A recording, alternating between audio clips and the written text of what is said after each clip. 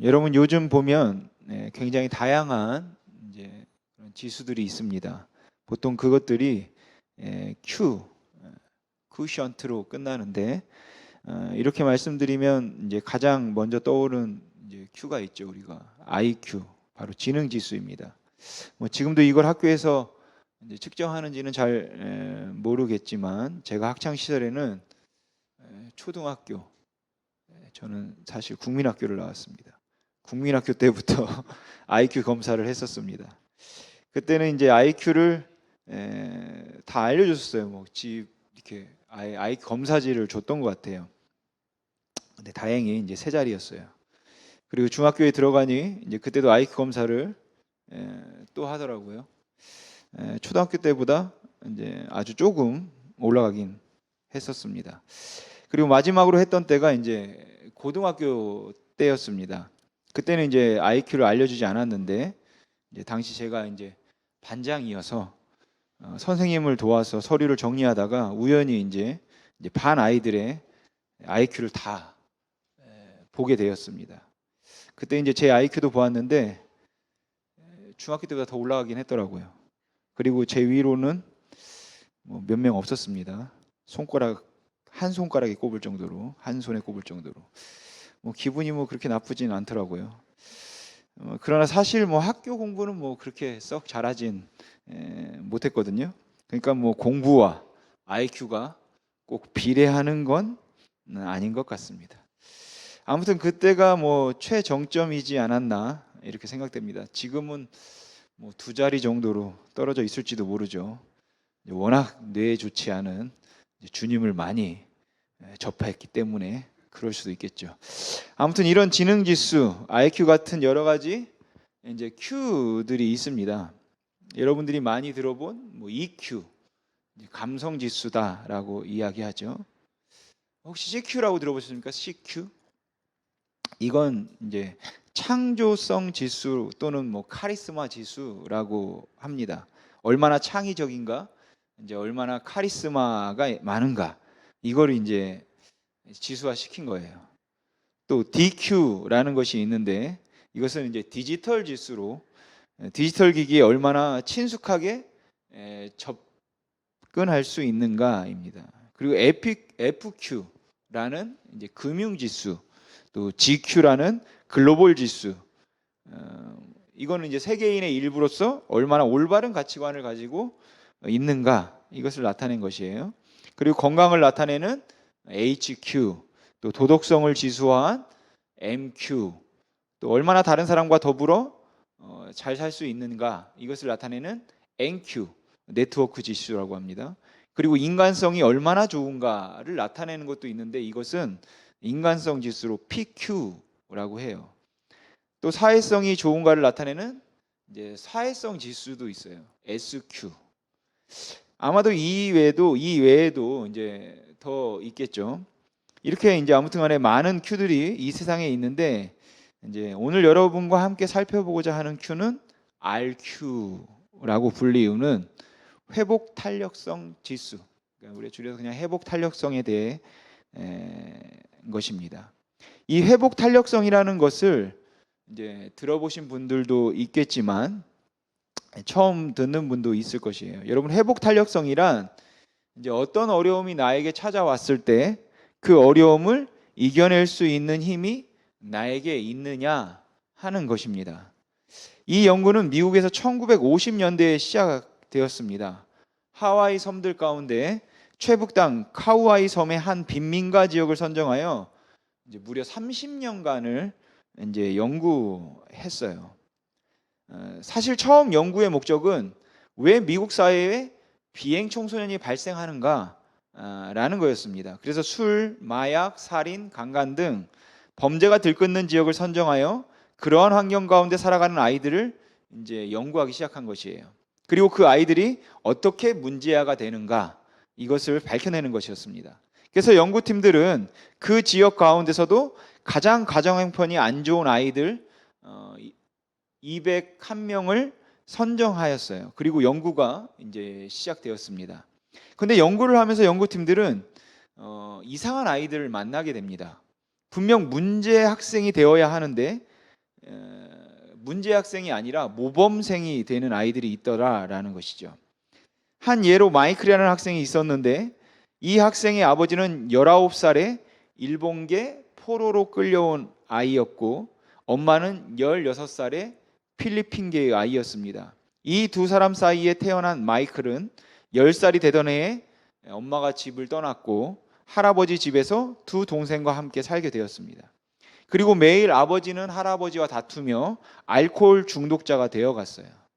분명 이러한 환경이면 이 학생은 비행 청소년이 되어야 이제 정상인데 오히려 마이클은 공부도 열심히 하고 나중에는 미국의 유명한 대학을 졸업하고 다시 이 섬으로 돌아와서 교사가 되어 학생들을 가르치더라라는 것이죠. 그래서 연구팀들은 이제 연구의 주제를 바꾸게 됩니다. 왜 비행 청소년이 되느냐가 아니라 어떻게 해서 저런 힘든 환경 가운데서도 학생이 다르게 자라는가라는 것이었어요. 그 결과 연구팀들은 70명의 학생들이 그와 같은 능력을 가지고 있음을 알고 이를 회복 탄력성이다라고 규정한 것입니다. 그리고 이 회복 탄력성은 보통 사람들의 3분의 1 정도가 지니고 있다고 해요. 근데 성경을 보면 이 회복 탄력성이 그냥 우리의 삶뿐만 아니라 신앙에 있어서도 신앙의 회복 탄력성이 있음을 알 수 있다라는 것이죠. 그리고 보통 회복 탄력성이 3분의 1의 사람들이 가지고 있다면 이 신앙의 회복 탄력성은 이것보다 훨씬 적은 수가 가지고 있음을 오늘 본문을 통해 알 수 있습니다. 여러분, 오늘 본문의 배경은 여러분이 너무나 잘 아시는 본문이죠. 모세가 가데스 바네아에서 이스라엘 12지파에서 한 명씩 그 12명을 정탐꾼으로 뽑아서 가나안 땅으로 보냅니다.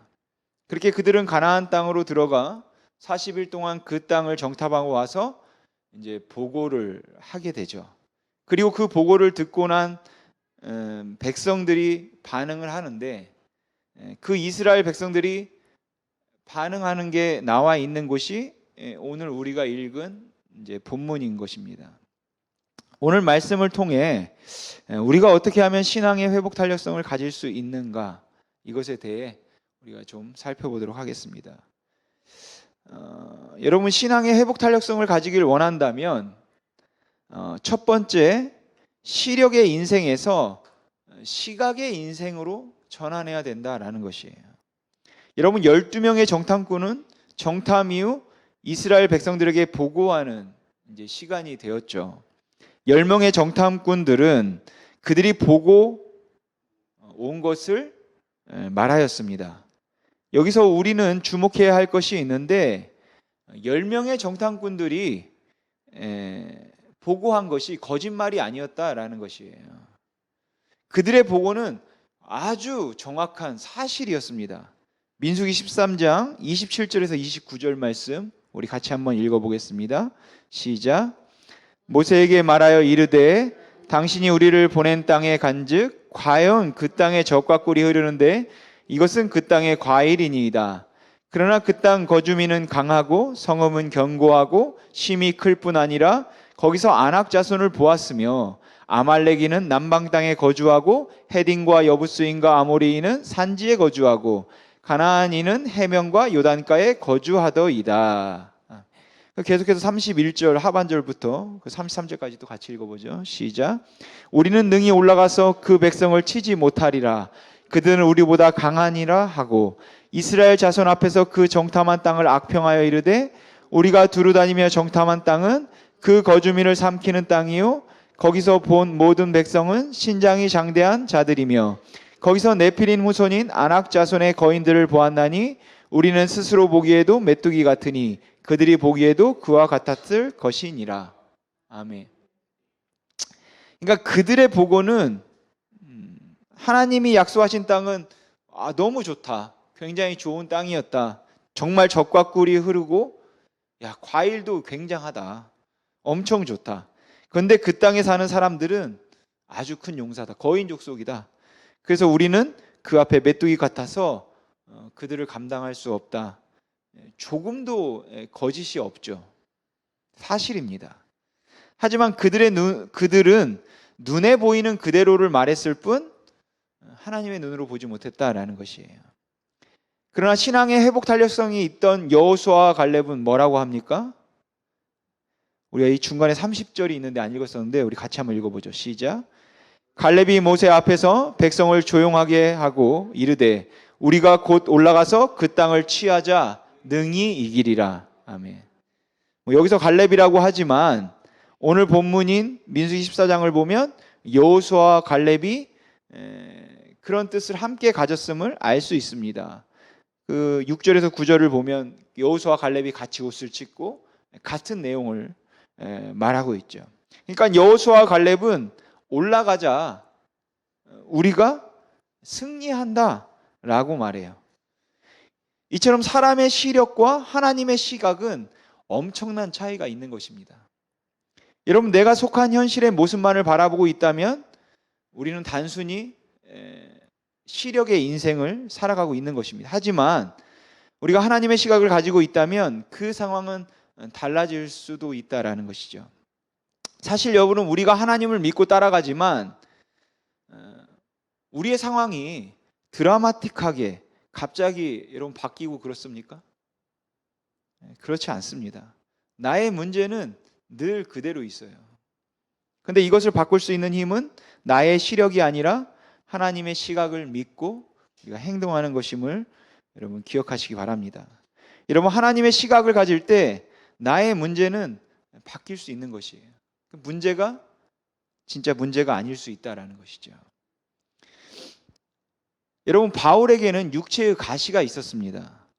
정확하게 그게 무슨 병인지 우리는 알 수 없지만 그를 몹시 괴롭히고 너무 힘들게 만들어서 복음 사역에 지장이 되었던 그런 병이었던 것 같아요.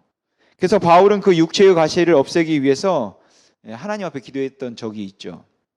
그런데 여러분, 바울이 그렇게 육체의 가시를 거두어 달라고 하나님 앞에 간절히 기도한 다음에 하나님께서 그 병을 고쳐주셨나요? 안 고쳐주셨나요? 아니, 저는 고쳐주셨다고 생각합니다. 여러분, 바울이 하나님의 복음을 위하여서 하나님의 나라와 영광을 위하여서 그 육체의 가시가 너무 장애가 되고 너무 힘들었기 때문에 하나님 앞에 그 병을 고쳐달라고 간절하게 3번을 기도한 끝에 하나님께서 바울에게 응답하시기를 네가 받은 계시가 너무 크기 때문에 너로 하여금 교만하지 않도록 하기 위해서 내 몸에 육체의 가시를 두었다 라는 주님의 음성을 듣게 되죠. 그리고 내 은혜가 너한테 족하다 라는 말씀을 들었고 약할 그때가 곧 강함이다 라는 주님의 음성을 바울이 듣습니다. 여러분, 바울이 이러한 주님의 음성을 듣고 받은 계시가 너무 크기 때문에 너로 하여금 교만하여지지 않도록 하기 위해서 육체의 가시를 두었다. 내 은혜가 너에게 족하다 라는 그 주님의 음성을 듣고 난 다음에 바울이 또 고쳐달라고 기도했을까요? 안 했죠. 그러면 여러분, 바울에게 그 병은 더 이상 병이 아닌 것입니다. 그 병은 어떻게 보면 이미 나음을 받은 것이에요. 그를 괴롭히고 그를 힘들게 만들던 그 병이 그로 하여금 교만하지 않도록 하기 위해서 하나님께서 그의 몸에 두셨던, 그렇게 하나님의 사용하시는 하나님의 수단임을 그가 깨달았을 때, 거기에 하나님의 거룩한 뜻이 있음을 그가 깨달았을 때, 이제 그 병은 그를 괴롭히는 병이 아니라 하나님의 영광을 위해서 바울의 몸에 두신 하나님의 수단일 뿐인 것이에요. 그리고 그날 사도 바울의 병은 나은 것입니다. 사실 바울은 그 육체의 가시가 바울에게는 너무나 큰 문제처럼 보였습니다. 하나님의 일을 하는데, 복음을 전하는데, 복음 사역을 하는데 큰 걸림돌로 여겼어요. 그러나 하나님의 시각은 다르다라는 것이죠. 그리고 그 하나님의 시각으로 바울이 자신의 문제를 바라보자 이제 그 문제는 더 이상 문제가 아니게 된 것이죠. 그래서 제가 사도 바울의 병이 나았다 이렇게 말씀드린 것입니다. 여러분들도 이런 하나님의 시각으로 보는 인생을 사시길 바랍니다. 두 번째로 신앙의 회복 탄력성을 가지려면 미련의 인생에서 믿음의 인생으로 전환해야 하는 것입니다. 10명의 정탐꾼으로부터 보고를 받은 이스라엘 백성들은 울기 시작하죠. 그리고 새로운 지도자를 뽑아 다시금 애굽으로 돌아가자 이렇게 말합니다. 여러분, 믿음의 회복 탄력성이 없는 사람의 특징 중 다른 하나는 미련의 인생이라는 것입니다. 과거의 삶이 더 좋고 아름답다라는 것이에요. 그런데 이스라엘 백성들은 이때만 이랬던 것은 아니죠. 먹을 것이 없어서 불평했을 때도 가마 옆에서 고기와 떡을 배불리 먹었을 때가 좋았다 라고 했고, 또 고기가 먹고 싶었을 때도 생선과 오이와 참외와 부추와 파와 마늘 먹은 것이 그립다, 생각난다 라고 이렇게 이스라엘은 항상 미련의 인생을 살고 있었습니다. 그러나 여호수아와 갈렙은 달랐다라는 것이죠. 이렇게 이스라엘 백성들이 울고 있을 때 여호수아와 갈렙은 미련이 아니라 뭐라고 합니까? 믿음으로 나아가자라고 이야기했다라는 것이에요. 하지만 안타깝게도 이 두 명의 이야기를 듣고 따라오는 사람들은 없었다라는 것이죠. 그 결과 여호수아와 갈렙을 제외한 모든 20세 이상의 사람들은 광야에서 죽게 되었고, 그 두 사람만 하나님의 약속의 땅에 들어갈 수 있었습니다. 여러분, 우리의 삶에 많은 문제가 올 때 우리가 가져야 할 믿음의 자세는 이처럼 미련의 인생이 아니라 믿음의 인생으로 전환되어야 한다는 것을 여러분 잊지 마시길 바랍니다. 저희 아버지가 지금은 목회를 은퇴하셨는데 예전에 목회하셨을 때 처음은 김제에서 하셨고, 이제 두 번째는 그 금마라는 곳에서 하셨습니다. 금마면. 그곳에서 한 11년, 12년 정도 목회를 하셨어요. 처음에 갔을 때 성도가 120명, 150명 이 정도였는데 배로 부흥해서 300명 정도까지 되었습니다. 숫자로만 보면 엄청난 부흥이다 이렇게 말할 수는 없지만, 면이라는 걸 생각해 보면 인구수에 비례해서 본다면 굉장히 큰 부흥이었죠. 그래서 식당도 필요했고 교육할 이제 공간도 좀 모자라서 필요했고 교육관을 건축하게 되었습니다. 이제 교회가 그동안 차근차근 모아온 건축을 위한 적금과 그리고 성도들이 감동해서 드린 건축원금으로 빚 없이 건축을 할 수 있게 되었어요. 빚 없이 건축하는 것이니까 이제 건축은 순조롭게 잘 되었습니다. 그런데 뜻하지 않은 곳에서 문제가 발생되었습니다. 장로님 한 분이 건축의 트집을 잡고 이제 방해를 하곤 하는 것이에요. 건축 폐기물을 교회 앞마당에 몰래 묻었다고 민원을 넣고, 또 목사가 교회 재정을 얼마 슬쩍했다라는 등 말도 안 되는 것으로 트집을 잡았습니다. 그래서 교회 앞마당도 막 돈 들여가지고 파서 아무것도 없는 걸 확인하고 다시 묻고 이렇게 했거든요.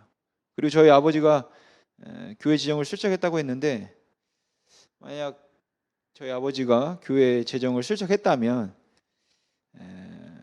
나중에 그 교회에서 나오게 되는데, 그 나온 후에 다시 교회 개척했을 때 상가 얻을 돈도 없어서 힘들어하고, 또 저희가 임대 아파트에 살았겠습니까? 좋은 집 그 돈으로 하나 얻죠. 그리고 그 임대 아파트 부도난다고 했을 때 그거 인수할 돈이 없어가지고 대출 받았습니다. 아무튼 처음에 그렇게 이제 싸움이라고 할까요? 이게 시작되었죠. 그리고 그렇게 시작된 것이 시간이 지나면서 이제 목사의 사임 쪽으로 자리를 잡아가게 되었습니다.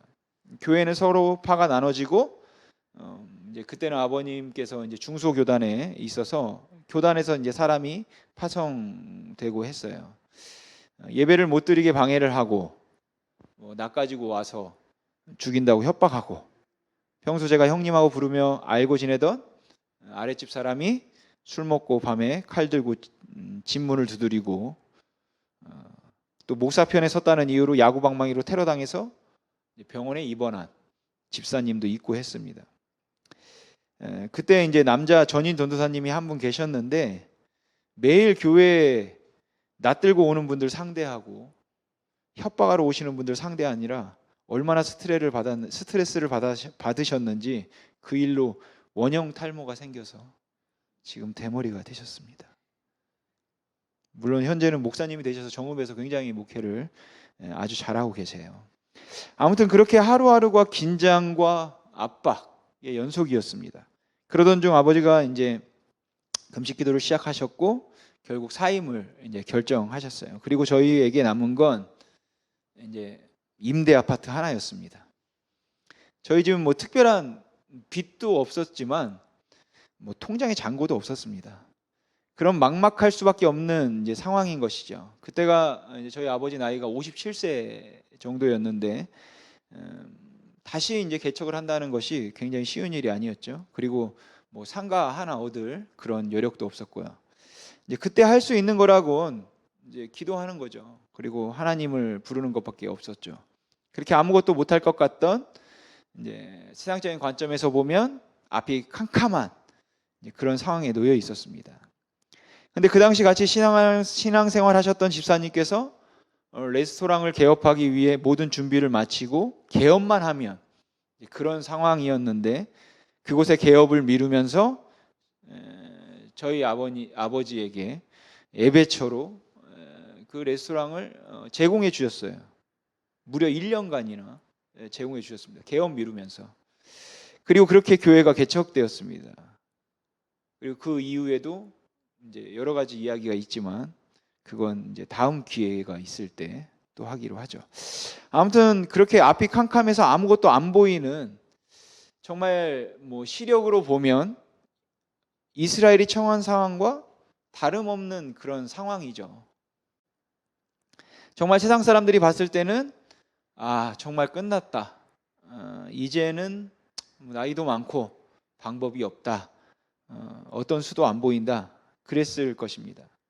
근데 여러분, 우리 인간에게는 방법이 없고 뾰족한 수가 없을지 모르겠지만 우리 하나님은 그렇지 않다라는 것이에요. 시편 139편 17절 18절 말씀인데 여러분 뭐라고 하는지 잘 들어보십시오. 하나님이여 주의 생각이 내게 어찌 그리 보배로우신지요? 그 수가 어찌 그리 많은지요? 내가 세려고 할지라도 그 수가 모래보다 많습니다. 여러분 바둑 아십니까? 바둑에서 제일 높은 게 9단이잖아요. 9단. 바둑 9단은 남이 한 수를 두면은 그걸 어떻게 대처해서 어떤 결과로 이끌어낼까 10가지의 수가 떠오른다고 합니다. 정말 굉장한 거죠. 그래서 바둑 9단을 신선이다 이렇게 부르는지도 모르겠습니다. 얼마 전에 뭐 이세돌 9단이 은퇴를 하고 한 프로그램에 나와서 아이들 여러 명과 이제 지도 바둑 두는 것을 이제 보았습니다. 물론 현역 때처럼 그런 날카로움으로 이제 두지는 않지만 그 10명 뭐 정도인지 그 이상인지 아무튼간에 그 모든 아이들과 두는데 그 두었던 그 모든 수를 다 기억하더라고. 그러니까 바둑을 다 두고 바둑알 다 치워도 그 사람과 두었던 모든 수를 다시 복귀할 수 있습니다. 바둑 구단들은 거의 다 그래요. 웬만큼 바둑 두는 사람들은 10개를 뒀든 20개를 뒀든 다 복귀합니다. 똑같이. 그러니까 천재 중에 천재인 것이죠. 여러분 사람들 중에 천재라고 불리는 그 신선이라고 불리는 바둑 구단이 보는 수는 10수 정도입니다. 10수. 근데 우리 하나님의 수는 어떻습니까? 그 수가 모래보다 많아서 셀 수 없다 라는 것이에요. 여러분 우리 눈에는 수가 없을지라도 하나님의 시각에는 수가 있는 것입니다. 그 헤아릴 수 없는 수가 여러분 있는 것이에요. 그렇게 하나님은 우리가 보는 그림이 아니라 전혀 다른 그림을 보시며 전혀 다른 하나님의 시각에서 우리를 역사해 가시는 것입니다. 근데 여러분 저희 가족이 예전만을 생각하면서 미련만을 가지고 있었다면요. 그냥 신세한탄이나 하면서 그 사람들이 참 좋았었는데 왜 그랬을까? 원망하고 예전에 교회를 부흥시키고 했을 때가 좋았지 라고 하며 미련에만 머무르고 있었다면 아마 그러한 역사는 일어나지 않았겠죠. 하나님의 일하심을 믿고 기도하며 하나님의 시각으로 바라보는 것을 저희도 보게 해달라고 기도하며 나아갔기에 가능했던 일이라고 믿습니다. 여러분은 지금 인간의 시력의 인생을 사십니까? 아니면 하나님의 시각의 인생을 여러분 사십니까? 여러분은 과거에 이랬는데, 과거에는 저랬는데, 그때는 좋았는데 하면서 미련의 인생을 살고 계십니까? 아니면 지금 상황이 이렇지만 하나님은 분명히 살아계셔서 지금도 나와 함께 계셔. 나에게는 수 없지만 하나님께는 수 있다 라며 믿음의 인생을 살고 계십니까? 여러분, 대부분의 이스라엘 백성들은 그들 앞에 장애물, 거인과 견고한 성과 철병거들 앞에서 무너지고 말았습니다. 그들에게는 신앙의 회복 탄력성이 없었어요. 마치 유리컵을 떨어뜨리면 어떻게 됩니까? 바닥에 떨어뜨리면 바닥에 부딪혀서 산산이 부서지듯이 그들은 사람의 시력과 미련에 사로잡혀 그 위험, 거기에 부딪혀 그 앞에 산산이 부서지고 말았다라는 것이에요. 그러나 여호수아와 갈렙은 달랐습니다. 그들에게는 신앙의 회복 탄력성이 있었어요. 그들은 유리컵이 아니라, 여러분 탱탱볼 아십니까? 탱탱볼. 우리 어렸을 때 많이 갖고 놀았는데 탱탱볼을 던지면은 거의 던진 만큼 튀어 올라요. 그러니까 바닥에 부딪혀 더 부서지는 것이 아니라 그대로 튀어 오릅니다. 그것처럼 그들은 위험에 부딪히자 더 튀어 올랐어요. 그들은 하나님의 약속을 굳건히 믿고 시력이 아닌 하나님의 시각으로 거인과 견고한 성과 철병거를 바라보았다라는 것이죠. 그랬기에 그들은 그 모든 것들을 야, 그건 우리 밥이야, 걔네들 우리 밥이야 라고 선포할 수 있었던 것입니다. 여러분, 어쩌면 지금 저희 교회가 앞이 안 보이는 그런 상황일 수도 있겠죠. 가나안 거인, 철병교, 견고한 성을 맞닥뜨린 이스라엘 백성들과 같을 수 있습니다. 코로나로 사람들 만나기도 여의치 않고 전도하는 것도 쉽지 않고 장소는 장소대로 좋은 위치도 아니고 3년이 다 되어 가는데 계속 제자리 걸음이죠. 그렇다고 여러분 주저앉지 마시길 바랍니다. 거기서 이스라엘 백성들처럼 신세 한탄하며 통곡하며 울 것이 아니라 우리가 거기서 믿음의 회복 탄력성을 가지고 정말 암울한 이 상황이 수가 없는 것 같이 보이지만 하나님께는 분명 수가 있으시고 하나님이 일하시면 역사가 일어난다라는 믿음을 가지시고 그 믿음으로 저와 여러분이 한 발 한 발 내디디며 나아가길 소망합니다. 여러분, 분명 사람들을 만나기도 정말 힘든 시기가 되었고 저희 교회 장소가 좋지 않은 것은 사실입니다. 시설도 그닥 훌륭하다 할 수도 없고 제가 신유의 은사가 있어서 손만 얹으면 막 사람들의 병이 팍팍 낫고 하면 좋은데 제 무릎 아픈 것도 지금 못 고칩니다. 그리고 황금의 입을 가진 그런 설교자도 아니에요. 그렇다고 여러분, 왜 여기일까? 왜 코로나가 터졌을까? 왜 은사가 없냐? 라며 후회하는 것이 아니라 그 주어진 환경과 상황에서 그래 더 기도하고 더 하나님을 바라보고 더 하나님을 의지하라는 것이구나. 정말 우리에게 귀한 가치를 붙들자. 우리에게 귀한 가치, 그 예수 그리스도가 주신 그 영생, 그 생명을 붙들고 나아가라는 것이구나 라는 마음을 가지고 우리는 더욱 한 마음이 되어 더욱 기도하고 여러분 그 능력으로 나가야 될 줄로 믿습니다. 분명히 이곳에 힘이 있는 교회를 세우신, 그리고 이 공동체를 통해서 저희들을 만나게 하신 것에 분명 하나님의 뜻이 있음을 저는 믿습니다. 사랑하는 성도 여러분, 시력이 아닌 여러분 시각의 인생을, 또 미련이 아닌 여러분 믿음의 인생을 사시는 여러분들이 되길 바랍니다. 그래서 여호수아와 갈렙과 같은 그 신앙의 회복 탄력성을 소유하길 주님의 이름으로 소망합니다. 기도하겠습니다.